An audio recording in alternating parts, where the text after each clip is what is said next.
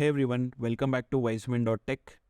So in this video, I'll be talking about some of the optimizations that you can do, especially if you're writing a Java code and doing a lot of string operations in your day-to-day coding. Then these are some of the important tips that you must know for optimizing your string operations.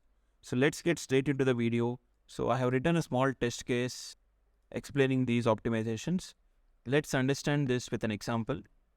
Consider you want to join two strings. Let's say there is a string hello and there is another string called world.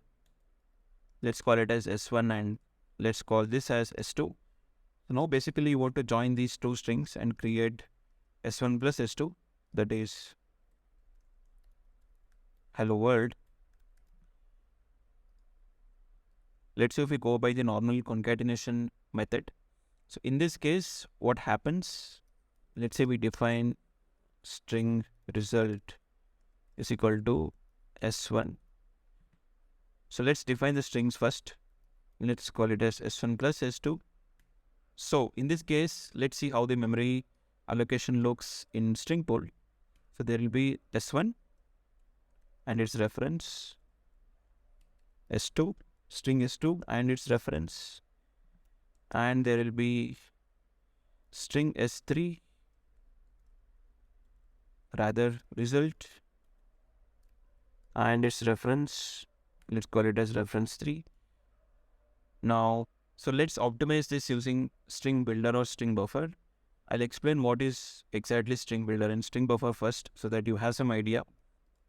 Okay, let's understand what is string builder and string buffer exactly and what is the difference between string builder, string buffer and a normal string, right? String buffer is a mutable string and it is not thread safe. So let's say you're working in a multi-threaded environment, then you should avoid using string builders and rather go for string buffer, which is also mutable and it is thread safe. The reason this is thread safe is all the methods of string buffer are synchronized and that's the reason it is thread safe. If at all your use case is in a multi-threaded situation, then better go for string buffer rather than string builder. So this string is basically a immutable object. All Java string objects are immutable. And I say immutable, let's say there is a string S1 is equal to str1 and now you make S1 is equal to S1 plus str2. So in this case, what happens is, I think S1 is already taken. So let's call it as str1. So what do you mean by strings in Java are immutable, right? So take a look at string pool allocation for this. There will be one object at this stage with reference 1 in string pool. And as soon as you append str1 with str2, there will be another str1 object and it will have its own reference. It creates another unnecessary intermediate object for str1 for concatenation operation. So this is your concatenation, right? So this is a concatenation operation and this is where it creates unnecessary additional string object in the string pool. So to avoid this, what you can do is instead of doing something like this, you can use string builder. And by the way, between string builder and string buffer, string builders are more efficient because it is not dealing with synchronization and that way it is a little faster than string buffer. So string builders, so let's optimize this. Let's call it a string builder 1, use string builder and string builder dot append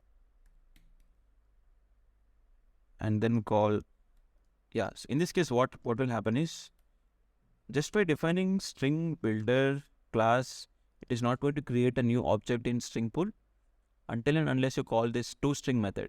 So that's the reason you only have one string object created with its own reference and that's it. So that's how string builders or rather string buffers optimizes your concatenation operations. So always go for that, especially if you're in a for loop situation, let's say you are in a for loop, something like this, plus I, right? So in this case, there will be 1,000 different objects created in the string pool. So how to avoid this? Instead of string, go for string builder, and at the end, call toString method. So in this case, you are saving 100 objects memory, and it is very efficient in especially if you're dealing with large for loops or while loops. So you end up saving a lot of unnecessary memory garbage collection and memory allocation. But before winding up, as a bonus, if you're watching till here, I'm going to give you one bonus additional optimization which you can do. Let's say you're dealing with a string builder. Let's call it a string builder 2. If you already know that this particular string that we are building or constructing is of fixed size and it is of certain length, so then there is something called initial capacity.